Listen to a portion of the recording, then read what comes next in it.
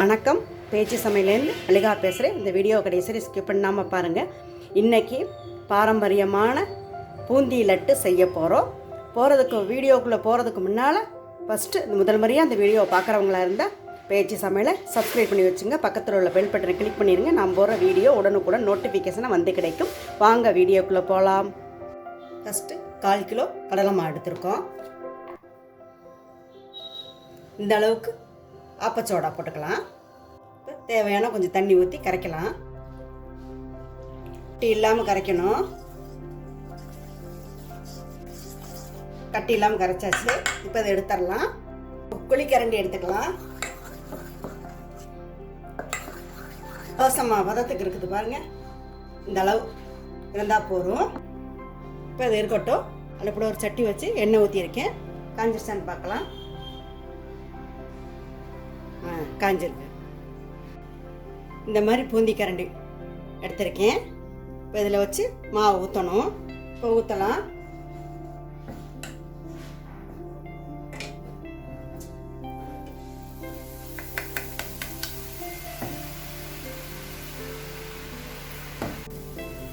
பாருங்க, இந்த மாதிரி முத்து முத்தாக இருக்கணும்.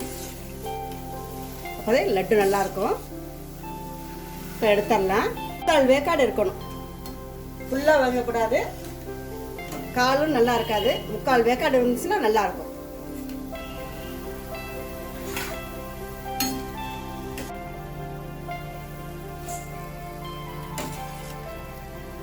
அது ஊற்றலாம்.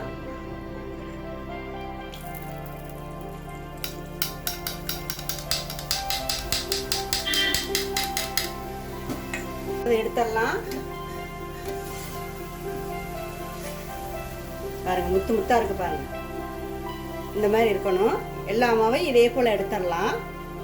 பாருங்க, சுட்டு எடுத்தாச்சு. வேற ஒரு கடாய் ஒன்று வச்சுருக்கேன். அதில் 1 ஸ்பூன் நெய் விட்டுக்கலாம். இது உருகட்டும். பாருங்க, முந்திரி திராட்சை எடுத்து வச்சுருக்கேன். இதை போட்டு அதில் ஃப்ரை பண்ணிக்கலாம். இப்போ அடுப்பு ஆஃப் பண்ணிடலாம். வறுத்து எடுத்தாச்சு. இப்போ இந்த பூந்தியை மிக்சர் ஜாரில் போட்டு ஒரு ஓட்டு ஓட்டி எடுத்துக்குவேன். பூந்தி இருக்குது. நம்ம பாகு காய்ச்சணும். இப்போ பாத்திரம் எடுத்திருக்கேன். 1/2 கிலோ சர்க்கரை. 1/4 கிலோ மாவுக்கு, கடலை மாவுக்கு 1/2 கிலோ சர்க்கரை அதில் போட்டுக்கலாம். தண்ணி முழுகிற அளவுக்கு ஊற்றினா போதும். போதும். இப்போ அடுப்பில் தூக்கி வச்சு கிளறலாம். நல்லா கொதிக்கட்டு பார்க்கலாம். சக்கரை கரைஞ்சி நல்லா கொதிக்கட்டும். இது நல்லா கொதிக்குது. சக்கரை கரைஞ்சி கொதிக்குது. மிதமான தீயில வச்சிருக்கேன். இப்போ பார்க்கலாம்.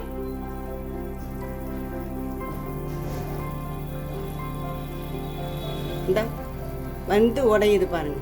போதும். அடுப்பு ஆஃப் பண்ணிடலாம். இப்போ இந்த பூந்தியில் வறுத்து வச்சு அதை போட்டுடலாம். ஏலக்காய் தூள் போட்டுடலாம்.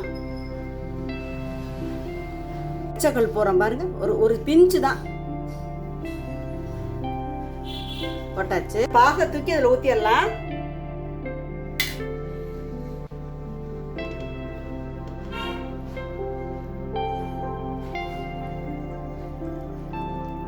இப்படி ஒரு கிளறி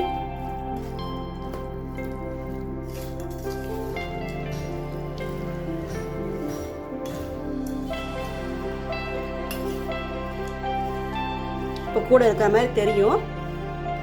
அப்புறம் கரெக்டாக வந்துடும். பிடிக்கிற அளவுக்கு வந்துடும்.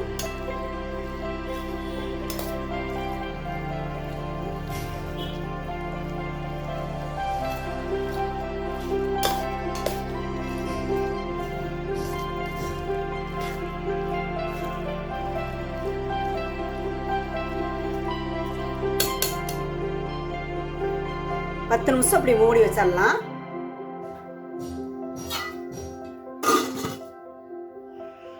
மணி நேரம் ஆச்சு. எப்படி இருக்குன்னு பார்க்கலாம்.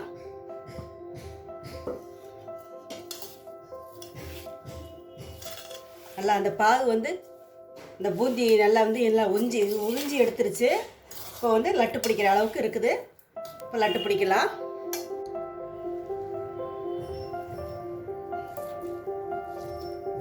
எவ்வளோ பெரிய லட்டு வேணுமோ அந்த அளவு பிடிச்சிக்கலாம்.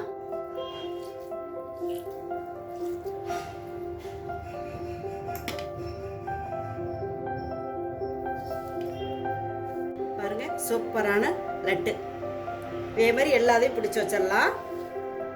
எவ்வளோ பெருசு வேணுமோ நமக்கு அந்த மாதிரி பிடிச்சி வச்சுக்கலாம். இது கலர் வந்து மஞ்சத்தூள் வேணால் போட்டுக்கலாம், இல்லைனா ஃபுட் கலர் போட்டுக்கலாம். நான் எந்த கலரும் போடல. எதுவுமே தொட்டுக்க வேண்டாம். ஒரு பிசு பிசுன்னு பாலை தொடுவாங்க, தண்ணியை தொடுவாங்க, அதெல்லாம் தொடக்கூடாது. இதுவே கரெக்டாக இருக்கும். எல்லா லட்டையும் உருட்டி எடுத்துட்டோம். லட்டு ரெடி ஆயிடுச்சு. பாருங்க, பூந்தி லட்டு சூப்பராக ரெடி பண்ணிட்டோம். இந்த வீடியோ உங்களுக்கு பிடிச்சிருக்குன்னு நினைக்கிறேன். சுவையான பூந்தி லட்டு ரெடி பண்ணிட்டோம். இந்த வீடியோ பிடிச்சிருக்குன்னு நினைக்கிறேன். இந்த வீடியோ பிடிச்சிருந்தா கமெண்ட்ஸில் எப்படி இருக்குன்னு உங்கள் கருத்துக்களை சொல்லுங்கள். இந்த வீடியோ பிடிச்சிருந்தா லைக் அண்ட் ஷேர் பண்ணுங்கள். பேச்சி சமையலுக்கு சப்ஸ்கிரைப் பண்ணுங்கள். நன்றி, வணக்கம், வாழ்க வளமுடன். அடுத்த வேறு நல்ல இன்ட்ரெஸ்டான வீடியோவில் பார்க்கலாம்.